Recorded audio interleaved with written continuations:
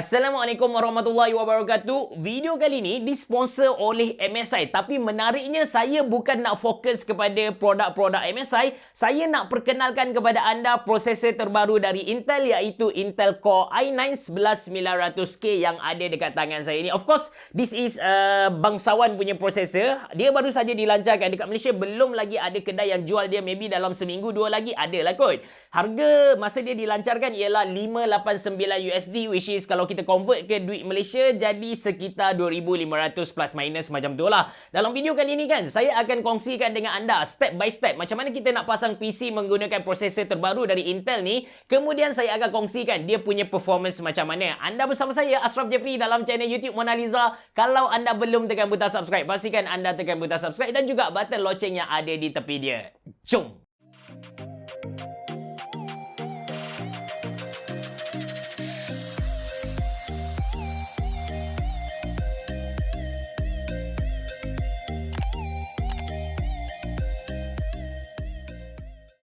Okey, untuk prosesor, of course kita akan guna Intel Core i9 11900K ni dan kita akan padankan dengan motherboard dari MSI iaitu MSI Z590 Tomahawk Wi-Fi ni. Untuk pasang prosesor, kita kena tengok dekat prosesor ni. Dekat prosesor ni, anda boleh tengok macam ada satu lekukan ke dalam macam ni.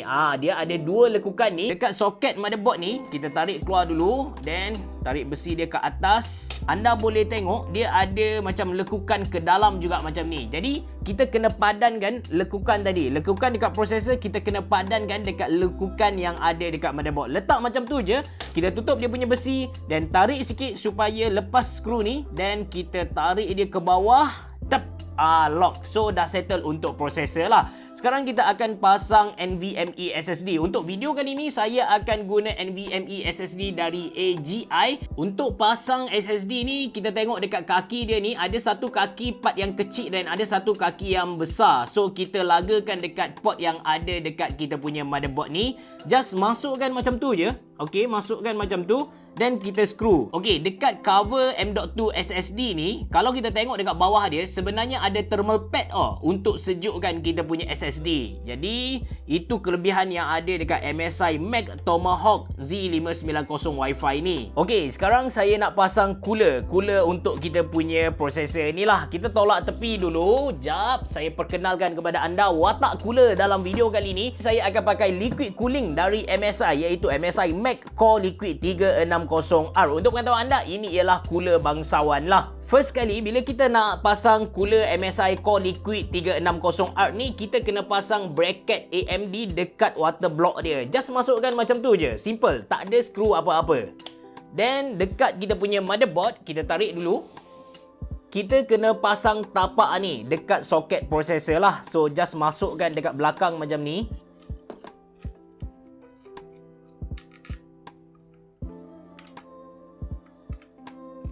Lepas tu kita masukkan dia punya, saya tak pasti nama dia apalah, tapi kita kena letak ni dekat kaki-kaki skru sebelum kita pasang dia punya water block. Okey, pasang je dekat sini. Dia ketat sikit. It's okay. Then sebelum kita letak water block ke kita punya prosesor ni, kita kena letak thermal paste dulu. So thermal paste untuk projek kali ni saya pakai Ice Fusion dari Cooler Master ni. Okey, sekarang kita letak thermal paste. Tapi thermal paste ni tak perlu banyak sangat lah sebenarnya. Kita agak-agak bila dia bersentuh dengan water block nanti dia dah meliputi ke semua permukaan kita punya prosesor lah. Okey, sekarang saya akan pasang water block ke kita punya motherboard. Menarik tentang water block Core Liquid 360R ni kan. Okey, jap saya tunjuk kepada anda apa yang menarik dekat dia punya water block ni. Anda tengok logo naga ni. Okey, logo naga ni sekarang naga ni dia menghadap ke sana kan. Tapi kita boleh pusing dia. Jadi kita tak perlu bimbang pasang macam mana sebab kita boleh betulkan balik logo ni ikut dia punya, ikut design yang sebenar lah. Tapi sekarang kita pasang je macam ni. Masukkan. Lepas tu guna skru yang besar ni. So macam biasa, bila kita nak screw water block ke kita punya motherboard ni, anda jangan terus screw sampai mati untuk satu bucu. Kita screw satu sudut secara perlahan-lahan supaya dia punya daya tu rata dan tak menyebabkan kita punya motherboard ataupun kita punya tapak water block tu rosak lah. Sekarang dah selesai pasang water block ke motherboard dan sekarang tinggal kita pasang RAM, lepas tu kita pasang motherboard ni ke kita punya casing, lepas tu pasang power supply, lepas tu pasang graphic card lah. Untuk RAM kan, okay, saya akan guna XPG D50 ni. Dekat RAM anda tengok dekat bahagian ni pendek dan bahagian ni panjang. Sama juga dekat soket dia ni ada bahagian pendek dan juga bahagian panjang. Jadi kita lagakan dia hingga klip dekat tepi tu. Klip. Satu sudah. Okey, sekarang yang kedua. Okey, tinggal lagi 2. Pastikan kedua-dua side clip lah. Kalau dekat motherboard anda, dia punya RAM socket tu dia ada 2 clip dekat both side, bawah dan atas. So pastikan kedua-dua tu clip. Alright, settle. Jadi sekarang kita akan tengok dekat casing, kita akan pasang kita punya power supply. Tapi sebelum tu, saya nak cerita tentang power supply yang kita akan guna dalam video kali ni, iaitu MSI Mag A850GF. Which is, ini ialah power supply 850 watt dengan full modular. Saya tak pernah guna lagi power supply ni, that's why anda tengok dia masih dalam plastik. Jadi jom kita godek-godek dulu, barang baru kot. So dia ada bagi kepada kita buku manual, which is kita tak perlukan benda alah ni. Oh, jatuh. So kita ada dia punya main unit dekat sini. Sekejap, saya buka plastik dia. So dekat dia punya power supply ni, yang pertama ada logo MSI dekat tengah. Dekat tepi dia ada logo naga MSI dengan dia punya branding Mag A850GF. Dekat bahagian belakang standard, tapi kita boleh nampak dekat dalam ni dia pakai kapasitor yang agak strong. Nanti kita tengok dia punya spek macam mana. Lepas tu dekat tepi pun ada logo naga MSI lah. So kita boleh tengok dekat sini, ini ialah tabel untuk dia punya power supply. Tapi tak banyak orang Malaysia tengok kepada benda ni lah. Okay, ini kabel dia bagi satu bag kepada kita. So ini kabel-kabel dia. Disebabkan dia ialah full modular power supply, anda boleh tengok dekat power supply ni dia tak ada apa-apa kabel yang bersambung dengan dia lah. Okay, so dia bagi kepada kita flat cable. Oh, menarik. Flat cable dia nampak lebih cantik lah. Okay, untuk projek kali ni kan, kita akan pakai 24 pin punya kabel. Kita masukkan dekat soket yang ada dekat power supply ni.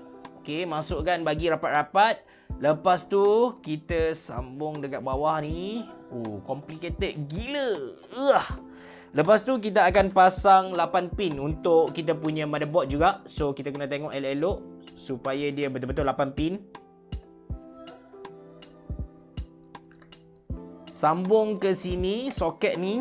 Lepas tu kita akan pakai 2 kabel untuk graphic card kita.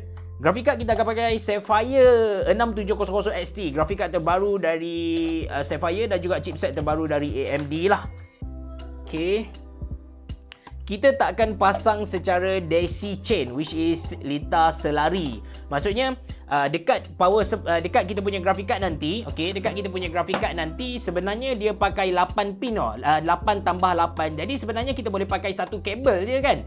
Tapi untuk dapatkan full performance bagi graphic card yang high end dan makan power yang banyak, kita tak digalakkan untuk sambung secara DC chain. Jadi DC chain tu maksudnya kita pakai satu kabel, pakai cucuk macam ni lah. Jadi kita akan pakai 2 kabel. Yang ni kita pakai 8 dan yang ni pakai 8. Jadi kita tak pakai satu kabel 8-8. Tak macam tu. Kita akan pakai kabel yang berasingan. So untuk projek kali ni kita akan pakai Lianli Alpha 300 yang saya pernah review 2 tahun lepas kalau tak silap saya. Kenapa kita pakai casing tu? Sebab casing tu besar. Casing tu besar dan kita punya cooler kali ni 360R ni dia besar, dia ada 3 biji 120mm kipas. That's why kita perlukan satu casing yang besar lah sebenarnya. Okay, first kali kita pasang power supply dulu So power supply kita akan pasang dekat bawah ni. Masukkan dekat bahagian hadapan dan kita akan screw dia. Lepas dah siap screw power supply ni, kita ambil kabel 8 pin ni. So kabel 8 pin kita akan masukkan dekat bahagian atas ni. Okey. Lepas tu kabel 24 pin ni kita akan masukkan dia di bahagian tengah. Jadi saya kena buka dulu dia punya penutup dekat sini. Ni ialah tempat kita letak SSD. So untuk casing ni kita boleh letak 1, 2, 3, 4. Lepas tu ada 2 cache lagi. Kita boleh letak paling kurang 6 biji SSD yang bersaiz 2.5 inci. So ini semua kabel yang dia bagi. Actually casing ni ialah casing lama, tapi walaupun dia lama disebabkan Lianli ialah brand yang power kan. So dia bagi kepada kita kabel type C untuk front panel. Memang terbaik benda ni. Dan untuk kita punya motherboard pun, motherboard kita ada port USB type C dekat bahagian hadapan. So memang masuk gila. Okey, sekarang kita masukkan kabel 24 pin ni ke bahagian tengah ni. Alright, sekarang kita akan letak kita punya motherboard dan juga kita punya cooler ke dalam casing ni. Saya akan letak cooler di bahagian hadapan dan dari segi airflow So dari segi airflow, alamak. Cooler, jap. Sebab cooler ni memang besar gila. Okey, dari segi airflow, kipas tu saya akan tolak dia ke hadapan. Maksudnya, udara panas dia akan keluar ikut hadapan. Saya kena cari satu lagi kipas untuk letak di bahagian belakang ni untuk intake untuk ambil udara sejuk masuk dan dia akan tolak keluar. Tengoklah, saya depend. Kalau saya nak kekalkan originality, maybe saya tak tambah kipas dekat belakang ni lah. And memang casing ni, Lianli Alpha 500 ni, dia tak datang dengan Bora 120mm kipas. Dia tak datang dengan apa-apa kipas. Sebelum kita screw motherboard kita pasang dulu kabel power supply 8 pin ni. Alright. Then kita masukkan. Yang best tentang MSI Mac Tomahawk Wi-Fi Z590 ni, dia dah pun pre-install dia punya IO shield dekat belakang ni. Jadi kita tak perlu risikokan tangan kita untuk pasang IO shield dekat belakang. Okey, sekarang kita dah screw kita punya motherboard ke kita punya casing. Sebelum kita pasang kita punya graphic card ni, kita kena buat kabel management dulu. Kita kena sambung semua kabel yang perlu disambung ke kita punya motherboard. Macam contoh kabel USB Type-C, kabel USB 3.0, kabel HD audio dan juga kabel power supply dan juga kabel ARGB semua ni lah. Okey, dalam video ni saya akan guna Sapphire Nitro AMD Radeon RX 6700 XT. Ini antara grafik card yang terbaru. Dia memang buat untuk 2K gaming, lepas tu 2GB RAM dan dia pakai PCIe 4.0 lah. So ini dia punya grafik card. Actually dia punya tema tu masuk lah dengan motherboard MSI Z590 Tomahawk Wi-Fi ni. Untuk pasang grafik card kan, kita kena cari slot PCIe 4.0. Macam MSI Tomahawk Z590 Wi-Fi ni, dia punya PCIe 4.0 dia datang dengan satu guard. Anda boleh tengok dekat sini, warna dia silver untuk protect kaki kita punya grafik card ni. Dan masukkan dia dekat sini. Okey, dan kita screw. Okey, dah selesai pasang PC kita. Saya akan kongsikan dengan anda performance dia macam mana untuk setiap hardware. Lepas tu saya akan kongsikan secara detail Intel Core i9 11900K punya performance, baik dari segi gaming, rendering dan juga thermal performance. Tapi sebelum tu saya akan tunjuk kepada anda close up untuk hardware dan juga PC yang kita pasang ni. Selamat.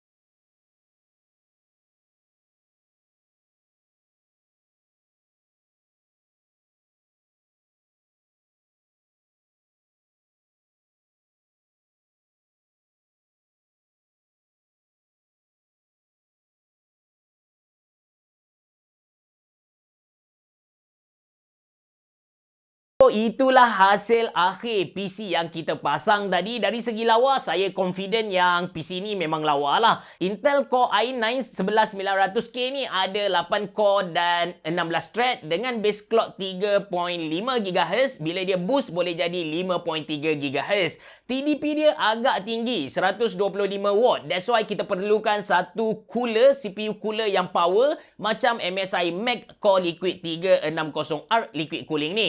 Dengan MSI Mac Core Liquid 360R, ideal temperature untuk i9 11900K ni ialah 32 darjah dan load temperature sekitar 83 darjah. Saya ada test juga dengan Intel stock cooler yang old generation just for comparison. So result yang saya dapat seperti graf yang anda sedang tengok sekarang lah. In term of performance untuk prosesor ni, saya share result Cinebench R20 dulu. Point yang saya dapat ialah 5820 dan 633 untuk single core performance. Then untuk rendering test, kalau Adobe Premiere nak edit 4K, playback 4K, 1:1 memang tak ada masalah lah. But for benchmark, saya run Blender dan ini result yang saya dapat. Untuk gaming, saya test dengan beberapa game Steam. Saya guna graphic card yang terbaru dari Sapphire, iaitu Sapphire Nitro Plus RX 6700 XT. Ini graph game yang saya dapat. Semua ni saya set kepada ultra ataupun higher setting dengan 2K resolution. So far saya test main memang smooth, tak ada masalah lah. Actually, saya buat comparison Intel Core i9 11900K dengan Ryzen 9 5900X. By right, dia punya harga tu lebih kurang sama lah.